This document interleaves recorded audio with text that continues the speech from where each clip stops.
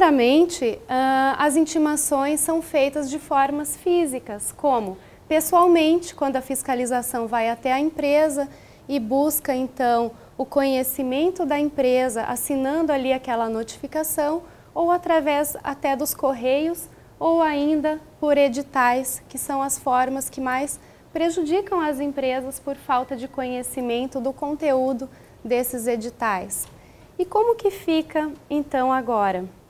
A intimação eletrônica foi instituída pela Lei 14.381 no final do ano de 2013. Tá?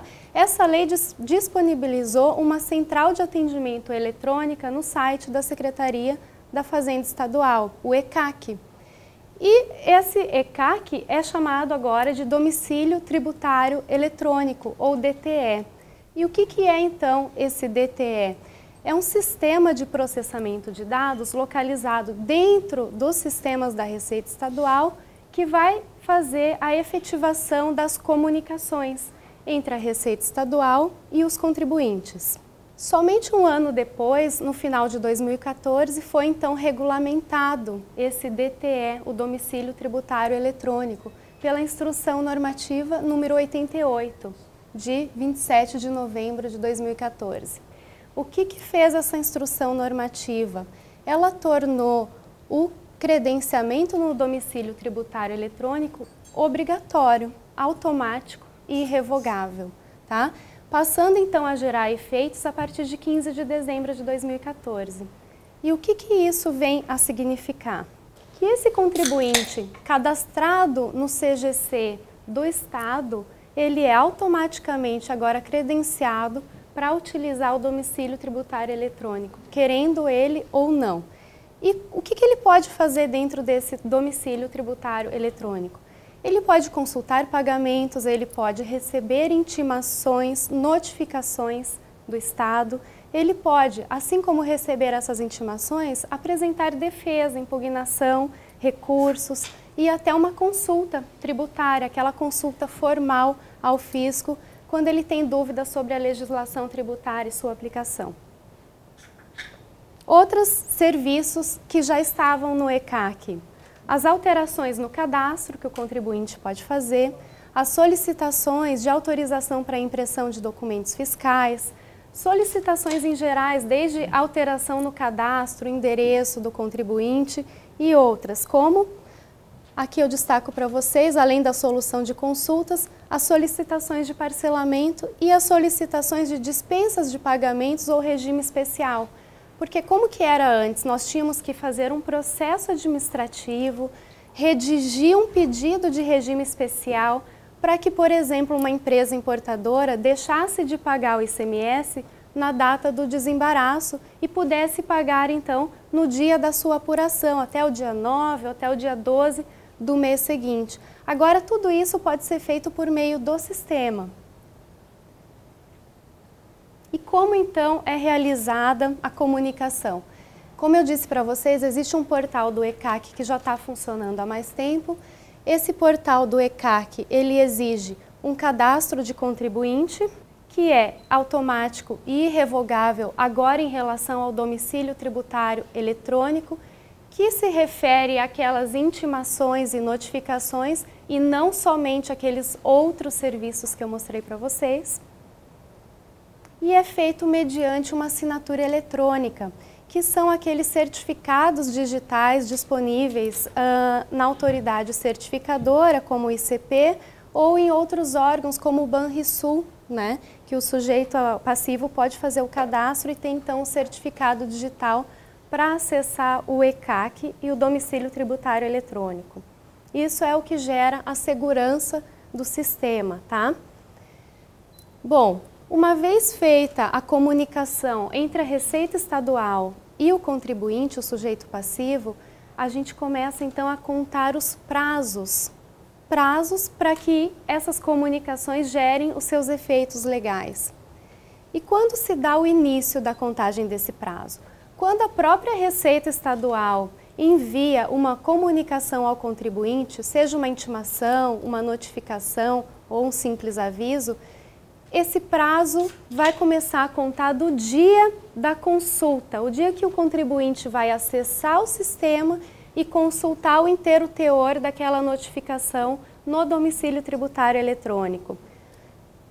E se a empresa não sabe ou não tem o costume de acessar o domicílio tributário eletrônico, vai ser considerado como acesso 10 dias após a disponibilização da informação no domicílio tributário eletrônico. Então é o seguinte, ou a empresa age com seus controles internos e realiza esse controle periodicamente, diariamente, para não ser exagerado ou ser mesmo e evitar penalidades, ou ele vai ser considerado intimado de eventual decisão ou auto de lançamento, que seja, em 10 dias depois da disponibilização no sistema. Bom, se o contribuinte fizer esse acesso num dia que não seja útil, eu começo a contar então como prazo, data de início, o dia seguinte. E a partir daí vão fluir os demais prazos, 30 dias para apresentação de defesa, os prazos para recurso ou a que se referir àquela comunicação, tá? E quando o contribuinte acessa o DTE e faz um pedido para a Receita Estadual, qual é considerada a data de início do prazo? No próprio dia do envio e não sendo útil no dia seguinte. E essa comunicação do contribuinte sempre gera um protocolo eletrônico para que ele possa acompanhar e se certificar de que foi realizado aquele pedido, o envio ao sistema da solicitação. Em ambos os casos, seja na comunicação da Fazenda para o contribuinte ou do contribuinte para a Fazenda, a comunicação é considerada similar, idêntica a que se fosse realizada pessoalmente. Não tem diferença legal nesse caso. Bom, acessando a caixa postal eletrônica, aqui está uma imagem que nós extraímos desse sistema do ECAC, do domicílio tributário eletrônico. Tem as opções com certificado digital ou com cartão Banrisul, que é também um certificado digital, em nome do CNPJ, de qualquer um dos estabelecimentos da empresa, tá? Ou com CPF e senha autorizados. Nesse caso, o CPF, quem pode fazer esse acesso? Precisa ter uma procuração específica caso a pessoa não seja sócio da empresa. Então, essa procuração específica é cadastrada no sistema pelo contribuinte para que esse procurador ou um contador que seja possa então acessar as informações contidas no DTE. Uma vez que o sócio ou o próprio estabelecimento com o certificado digital tomou ciência daquela comunicação no DTE, a comunicação fica aberta para os contadores e outras pessoas de dentro da empresa que tenham a senha de acesso ao ECAC. E ainda, as empresas podem cadastrar um e-mail. E esse e-mail serve para receber a intimação em si? Não. Esse e-mail serve para informar que existe uma comunicação disponível lá no sistema do domicílio tributário eletrônico, tá? Então, quer dizer o quê? Que o não recebimento desse e-mail não vai exonerar a empresa de ter tomado ou não ciência de determinada notificação ou decisão. Até porque, lembrando que se ele não tomar ciência lá no domicílio tributário eletrônico, 10 dias após vai ser considerado então a ciência presumida daquela comunicação, independente da postagem ou não de e-mails. Aqui está uma imagem para vocês de como é feito o acesso à caixa de mensagens e conteúdo do documento, tá? Quando se clica aqui na mensagem, ele está automaticamente já se dando por citado, dizendo para a Receita Estadual que ele tomou ciência daquela mensagem e do seu inteiro teor. E então, a partir daí, começam a fluir aqueles prazos. Bom, além das comunicações eletrônicas, quando houver uma inviabilidade técnica do sistema da Receita ou do interesse da própria Receita Estadual, ela pode continuar a enviar as notificações e intimações nas formas previstas na lei, que são a pessoal, a remessa pelo correio através de aviso de recebimento e ainda por edital. Não há uma preferência entre uma forma e outra forma, fica a critério da Receita Estadual. Vamos supor que um dia o servidor está com problema no DTE, ela envia então, se ela tem que enviar naquele dia, ela escolhe qualquer uma das outras formas de notificação ao contribuinte. Resumindo então, alguns cuidados que nós selecionamos para evitar prejuízos da falta de acesso ou da falta de controle dessas notificações. Porque às vezes acontece numa empresa de 2 ou 3 pessoas terem acesso ao DTE. E já aconteceu em casos práticos que nós verificamos de uma pessoa da contabilidade lá ter acesso e não avisar para outra que seria responsável, presumindo que aquela pessoa automaticamente vai ver porque aquilo é atribuição da pessoa. E aí passa o prazo, a empresa perde o prazo de apresentar uma impugnação, uma defesa ou até um recurso em processos importantes em que ela tem que se defender. Tá? Então, alguns cuidados necessários. Acessar periodicamente a caixa de mensagens, independente do e-mail cadastrado. Garantir esse acesso apenas quando desejado, que é exatamente isso. Controlar quem vai acessar e se ele vai abrir aquele inteiro teor no tempo desejado ou no final dos 10 dias, para não antecipar a necessidade, então, de protocolo de uma defesa administrativa e que ela seja bem trabalhada no prazo ideal para aquela empresa. Manter os dados atualizados no cadastro geral, porque se o endereço, se o nome da empresa, o e-mail, alguma coisa estiver desatualizado, isso vai ser responsabilidade da própria empresa. E garantir sempre a emissão do protocolo, quando for enviar as comunicações para a Receita Estadual. Agora eu vou comparar aqui com vocês como se dá a ciência efetiva pelo contribuinte e como se dá a ciência automática.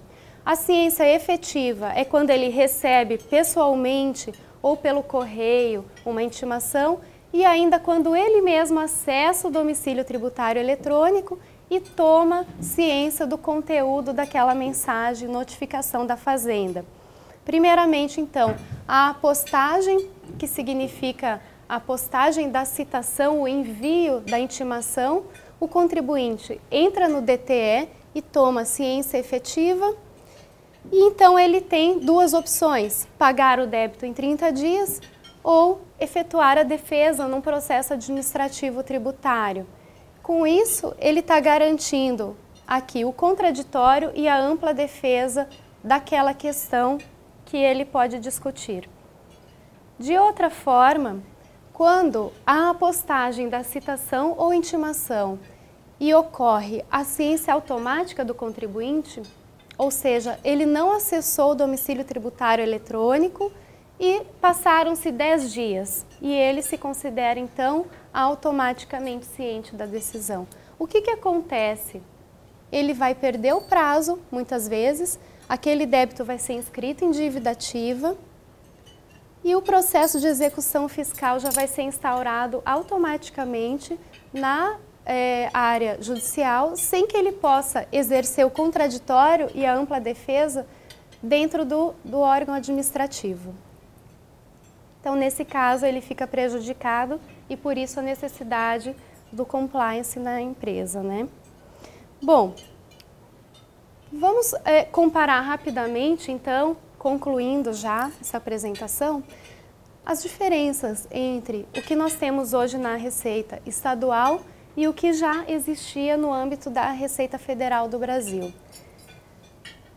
Enquanto na Receita Federal se abre uma opção, uma facultatividade ao contribuinte de se cadastrar no domicílio tributário eletrônico e também de excluir esse cadastro, a Receita Estadual transforma essa adesão em automática e irrevogável para todo contribuinte que esteja inscrito no seu cadastro.